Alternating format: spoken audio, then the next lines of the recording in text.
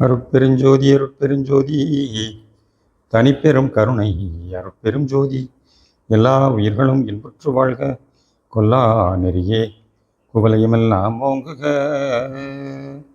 திருவருட்பிரகாச வல்லப்பெருமான் மனித குலத்திற்கு வகுத்தளித்த சுத்த சன்மார்க்க நெறியினை தமது நூல்கள் வாயிலாகவும் சொற்பொழிவுகள் மூலமாகவும் இலகுவாக அனைவரும் புரிந்து கொள்ளும் வெளியிட்டவர் தான் திண்டுக்கல் சுவாமி சரவணானந்தா அவர்கள் தயா விளக்க மாலை என்ற ஒரு பதிகத்திற்கு ஒவ்வொரு பாடல் வாரியாக விளக்க உரையை சொற்பொழிவாக ஆற்றியுள்ளார்கள். அந்த வகையிலே இன்றைய நாளிலே தயவு வாழ்வு 95வது பாடலுக்கு அவர்கள் சொற்பொழிவாற்றிய நாள் 13/3/1983.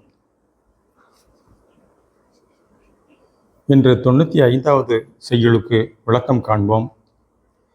சென்ற வார பாடல் மறுமலர் மாலையும் மலைந்தே என முடிவடைந்து இப்பாடல் மறுமலர் மாலை 1000 இங்கே என ஆரம்பிக்கப்பட்டுள்ளது. பாடல் 95 மறுமலர் மாலை 1000 இங்கே வல்லவர் நல்லதாய் இசைப்பர் கருமலமுடையேன் கண்மன மீதுன் கருணையால்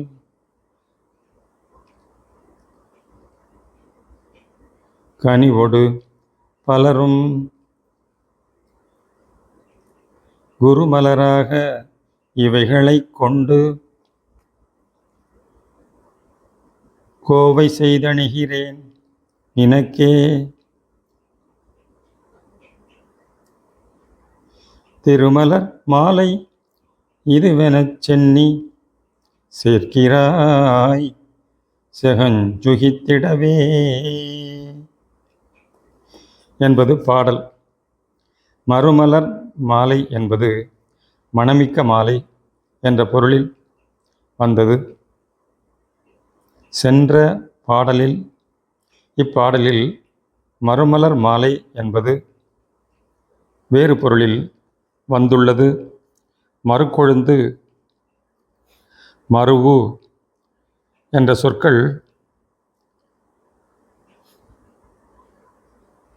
மனத்தை குறிக்கின்றன.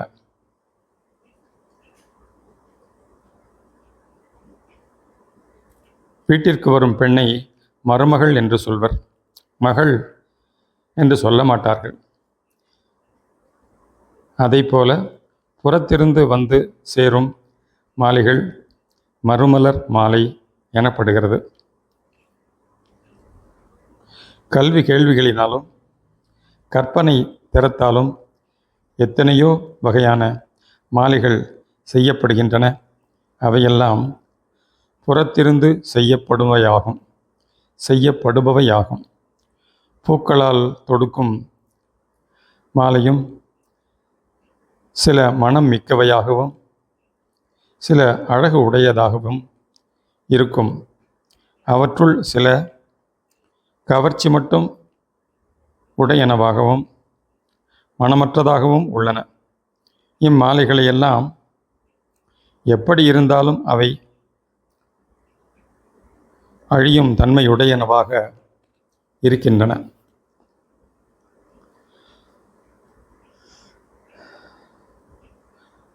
மாலைகள் தாளில் சூட்டப்படுபவை, தோளில் சூட்டப்படுபவை, தலையில் சூட்டிக்கொள்ளும் மாலை என பல வகையுண்டு. அவற்றுள் தலையில் சூடிக்கொள்ளும் மாலை தாமம் எனப்படும். இத்தாமம் சிறப்பு மிக்கதாகும். தாமம் சிறப்புடைய ஒளி மாலையாகும். தாமம் என்னும் மாலையின் பயன் என்ன? ஒருவரை பார்க்கும்போது அவருடைய முகத்தை பார்த்துத்தான் தெரிந்து கொள்ள முடியும். கால்களை பார்த்தால் அடையாளம் தெரிவதில்லை. சிவபெருமான் கங்கையை தலையில் சூட்டியுள்ளார். கொன்றை மாலையும் பிறைச்சந்திரனையும் அணிந்துள்ளார் என்றால் அதன் உண்மை என்ன? கங்கையும் கொன்றையும் வழங்கும் உண்மை பொருள் உணராது மக்கள் சிவபெருமானின் தலையில் கங்கையும் பிறை சந்திரனும் உள்ளதாக கற்பனை செய்து சிலைகளில் வடித்து விட்டனர். இவையெல்லாம் உண்மையை காட்டிக் கொடுக்க வந்த புறச்சின்னங்களே அன்றி அவையே உண்மையாகாது. எனவே அந்த புறச்சின்னங்கள் தருகின்ற அகவிளக்கத்தை அறியாது அவற்றிலேயே மயங்கி வீண் போவது அறியாமையே. தாமமாகிய ஒளி மாலை நமது அறியாமை இருளை போக்கி அருளை வழங்கி வாழ்விப்பது ஆகும். மறுவுதல் என்பது புறத்திருந்து வந்து சேருதல், அணைதல் என்ற பொருளையும் தருகின்றது. மறுவு பெண்ணாசையை மறக்கவே வேண்டும்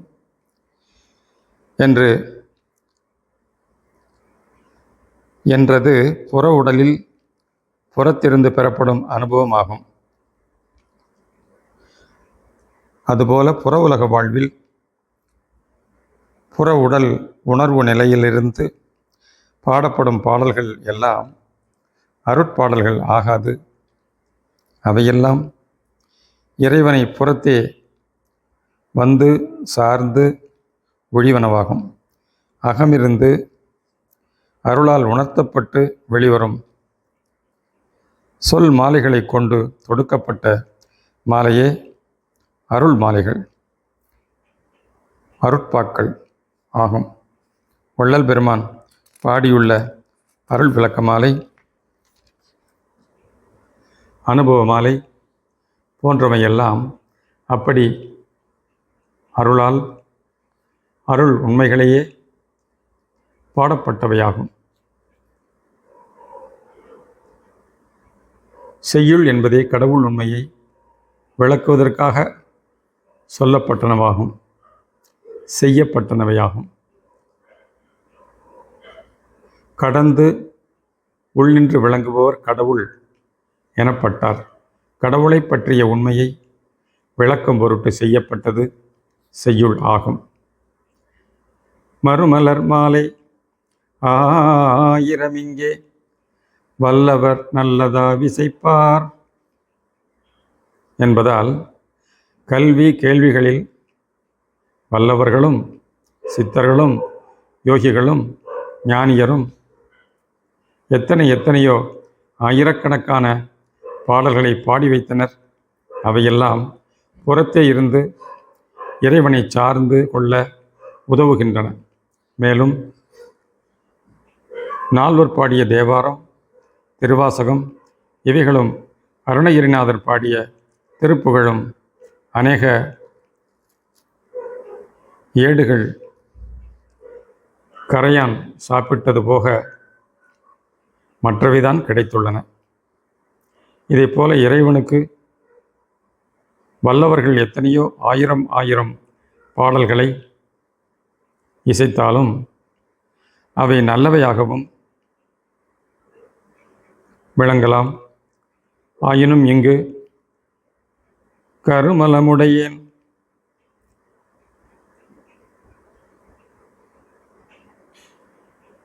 கண்மனமீதுன் கருணையார் கவினொடு மலரும் என்ற வரிகள் அபக்கோமம் கடின சித்தமுமாகிய கல்லின் மீது கூட என் கருணையால்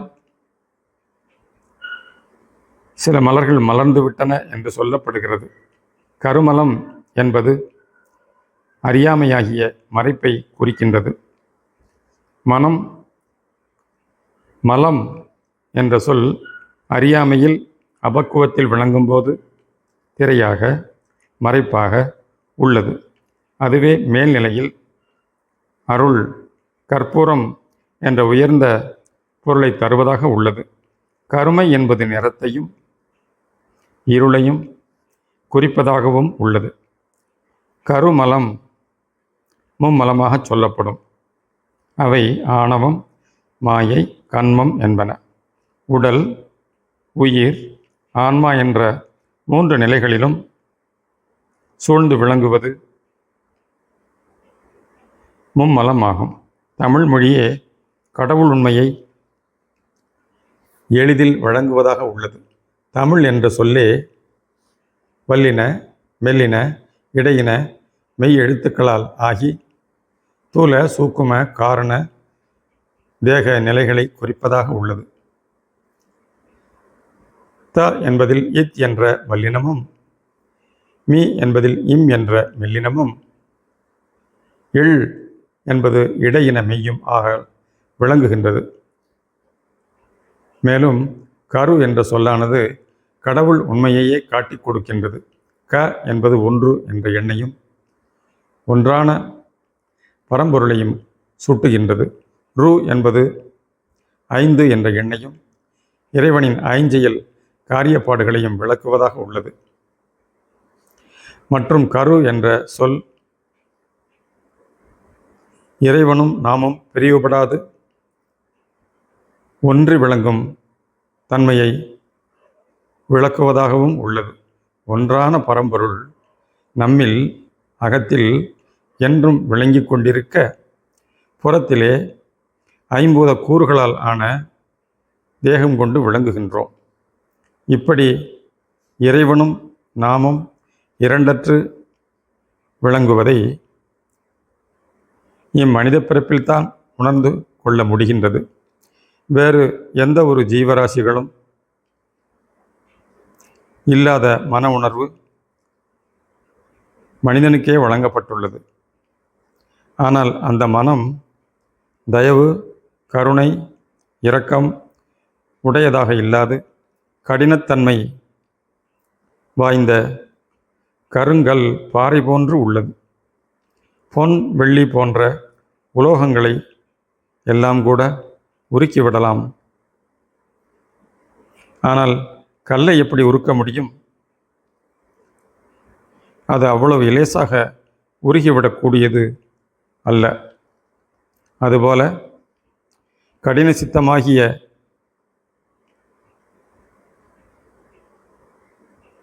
கல்மனம்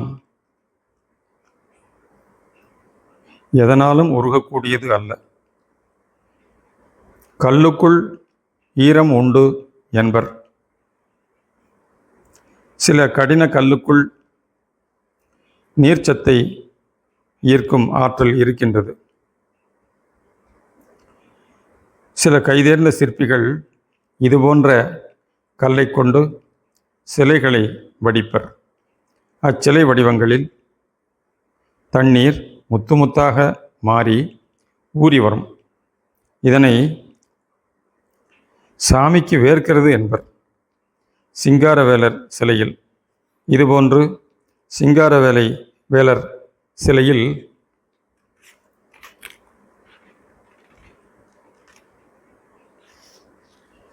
நீர் துளிப்பதை சிக்கலிலும், நாழிக்கிணற்றில் நீர் ஊறுவதை திருச்செந்தூரிலும் காணலாம். இதுபோன்ற கல்லை கொண்டு உரல் போல ஒன்று செய்து வைத்து விட்டால் கொஞ்ச நேரத்தில் அதில் தண்ணீர் நிரம்பிவிடும். கடினமான மனத்திலும் ஈரத்தன்மை, தயவுத்தன்மை மறைந்துள்ளது. அது வெளிப்பட வேண்டுமானால் அருட்பெரும் ஜோதியின், தயாபெருஞ்சோதியின் தனிப்பெரும் கருணையால், தனிப்பெரும் தயவால் தான் முடியும். புறத்தோற்றத்தில் எவ்வளவு கொடியவர்களானாலும், தீயவர், அழகற்றவர்களானாலும் அவர்களுக்கு உள் நின்று விளங்குவது ஒன்றான தயவு ஒளியே. எனவே புறத்தோற்ற வடிவங்கள், செயல்கள் இவற்றை கண்டு வியப்புற்றும் வெறுப்புற்றும் மயங்காது உள் ஒளி கண்டு போற்றி நிற்றல் வேண்டும். என்னுடைய கடினமான கல் போன்ற மனத்திலும் உனது அருளால் சில மலர்கள் அழகுடன் மலர்ந்து விட்டன. இவைகளை கொண்டு ஒரு மாலையாக தொடுத்து உனக்கு அணிவிக்கின்றேன். இதனை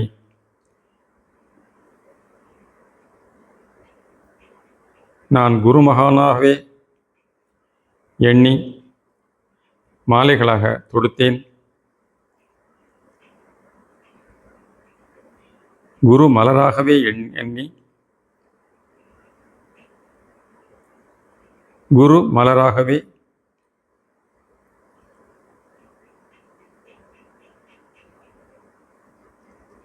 எண்ணி மாலையாக தொடுத்தேன் என்று சொல்லப்படுகின்றது. இதனை குருமலராக இவைகளை கொண்டு கோவை செய் துணிகிறே நினக்கே, கோவை செய்தணிகிறே நினக்கே என்ற வரிகள் உணர்த்துகின்றன. குரு என்ற சொல் மிக்க ஒளியுடையது போன்று குரு என்ற சொல்லுக்கே ஒளி என்றுதான் பொருள். கு இருள், ரு ஒளியை குறிக்கும். அபக்குவத்தே இருளாக இருப்பது, பக்குவத்தே ஒளியாக மலர்கின்றது. நமக்கு குருவாக விளங்குவது நம் சிறநடு ஒளிர் தயவு ஒளியே ஆகும். பக்குவப்படுத்தி ஆட்கொள்ளுவதாம். தயவே குருவாக நின்று தயவு என்பதன் உண்மையை நமக்கு உணர்த்த இன்று நாம் உணர்ந்து கொள்ள முடிகிறது. தயவு என்ற சொல்லில் த உயிர்மை எழுத்து வரிசையில் 7வது இடத்தை பெறுகிறது. 7வது எழுத்தாக அமைத்துள்ளனர் அகமுணர்ந்த ஞானியர். இந்த 7 எதனை குறிக்கின்றது? இறைவனின் அகண்ட பேருருவை குறிக்கின்றது. அகண்ட ஆகாச வடிவம் தகராகாசம் எனப்படும். அதுவே அகநிலையில் சிதாகாசமாக விளங்குகின்றது. 6 ஆதாரம் கடந்த நிராதார நிலையை 6 அறிவு கடந்த 7வது அறிவான மெய்யறிவு நிலையை விளக்குவதாய் உள்ளது. ய என்பது எங்கும் நிறை பரம்பொருள் தன் முழு ஆற்றலோடு அக ஆன்ம வடிவில் விளங்கும் நிலையை த என எங்கும் நிறை பரம்பொருள் ஏவாக கூடாமல் கூடி தய என நம்மில் பொருந்தி விளங்கும் நிலையை உணர்த்துவதாய் உள்ளது. உ என்பது புற உடல் உலகம் எல்லாமாக விளங்கும் ஐம்பூத செயல்கள், ஐஞ்சக்திகளின் காரியப்பாடுகள் யாவையும் உணர்த்துவதாய் உள்ளது. தயா விளக்க மாலையில் தொடுக்கப்பட்டுள்ள பாமலர்கள் எல்லாம் தயா பெருஞ்சோதிபதியின் தயவே உள்நின்று உணர்த்த உருவாக்கப்பட்டவை. அகமிருந்து வெளிப்பட்ட இப்பாமாலை ஒளிமலர் மாலையாயும் மாலை ஆகும். இம்மாலையானது நமது அக இருளை நீக்கி அருள் ஒளியை பெருகச் செய்கிறது. நம்மை கடவுள் நிலையிலிருந்து அனகமாக விரிந்து வாழச் செய்வது ஆகும். எனவே இதனை திருமலர் மாலை இது என சென்னி சேர்க்கிறாய் செகஞ்சுகித்திடவே என்று போற்றப்படுகிறது. திருமலர் என்ற சொல் அழகுமிக்க மலர் என சாதாரணமாக பொருளாகிறது. திரு என்ற சொல்லுக்கு அழகு, செல்வம், இலக்குமி என்ற பல பொருள் உண்டு. இருப்பினும் திரு என்ற சொல் கடவுள் உண்மையை முழுவதும் விளக்க வந்த ஒரு சொல்லாகும். தி = இத் + இ, ரு = இர் + உ என பிரியும். இத் என்பது இறைவனின் தகராகாச வடிவையும், இ என்பது அருட்பிரணவம் முத்தொழில்களையும் உணர்த்துகின்றது. இர் என்பது 12வது மெய்யெழுத்து. இது அகநிலையில் துவாதசாந்த நிலையில் விளங்கும் ஜோதி உருவையும், உ ஐந்தியல் அருட்பெரும் செயல்களை விளக்குவதாகவும் உள்ளது. தில்லைவாழ் நடராஜ சிவபெருமானுக்கு திருமால் 1000 மலர் கொண்டு பூஜித்து ஒளி மலராகிய சக்கராயுதத்தை பெற்றார் என்பது வழக்கு. இதனை மாணிக்கவாசகரின் திருக்கோவையார் பாடல் ஒன்றினால் அறியலாம். அவராயிரந்தந்து வந்தித்து மாலாயிரங்கரத்தால் அவரார் கழஞ் வழிபாடு செய்தார் களவில் லொளிகள் அவராவிருக்கும் படை கொடுத்தோன் தில்லை யானருள்போன் ஜலராய் விளைகின்ற தம்பம் கை மிக்கையமை அருளே.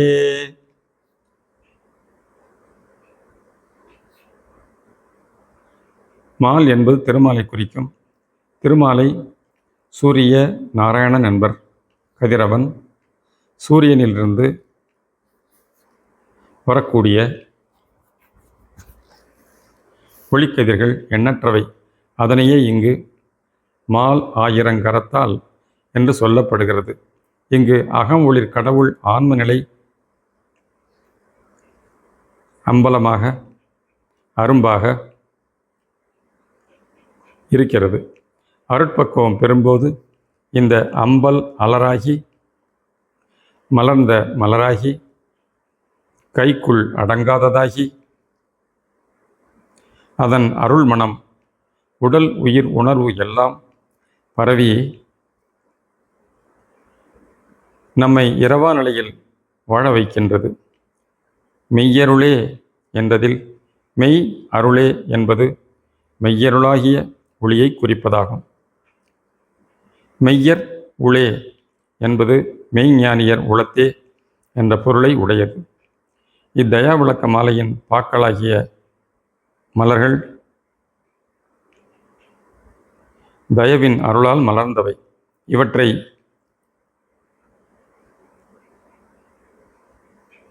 ஒளிமலர் எனக் கொண்டு இவ் அலங்களை தொடுத்து வழங்குகின்றேன். இதனை நீ திருமகள் மாலை எனக்கொண்டு திருமலர் மாலை எனக்கொண்டு உலகம் கண்டு மகிழ உனது சிரத்திலே சூட்டிக் கொள்ளுகின்றாய். இம்மாலையானது கடவுள் உண்மையை காட்டிக் கொடுத்து அந்நிலை நின்று என்றும் நித்தியமாக வாழச் செய்யும். அபக்குவ மனமாகிய கல் ஓர் அற்புதமானது. இது திருவருளால் கருணையினால் தயவினால் மட்டும் நீராய் கசிந்து உருகுவது உண்டு. உருகுவதுமன்றி அதிலே நற்சொன்மலர்கள் பல மலரவும் செய்கின்றனவாம். அச்சொல் மலர்களை பொன் மலர்களாக கொண்டு நன்மாலையாக தொடுத்து வழங்கவும் படும் என்பதற்கு ஓர் எடுத்துக்காட்டு இத்தயா விளக்க மாலை எனக் கொள்ளலாம். நெஞ்சக்கணக்கல்லும் நெகிழ்ந்து உருக மனக்கருங்கற்பாறையும் உட்கசிந்துருக்கும் வடிவத்தோயே எனவும் எனது மனோசிலையின் மீது உனது தாளாகிய அரவெந்தம் அரும்புமோ எனவும் கூறியுள்ளார் பலரும். மேநிலையில் மனம் அருள் ஒளியாக மாறி விளங்குவது அங்கு அருட்பெரும் ஜோதி தனிப்பெரும் கருணை அனுபவம் பெறலாகும். இதுவே வள்ளல் உள்ளத்தில் மலர்ந்த அருட்பெரும் ஜோதி மலர்களாக நிரம்பி உள்ளன. திருவருட்பாவிலே எல்லாம் கடவுளர் தோற்றமும் இந்த கல் மேற் பூத்த கமல மலர் மேல் எழுந்தருளி விளங்க காண்போம். கல்வாரி சிலுவையின் கருத்தர் காட்சியும் தனிப்பெரும் தயவு கடவுள் உண்மை கொண்டதே அன்றி வேறு அல்லவாம். தயவு தழைக்கவே. அருட்பெரும் ஜோதி அருட்பெரும் ஜோதி, தனிப்பெரும் கருணை அருட்பெரும் ஜோதி, தயவு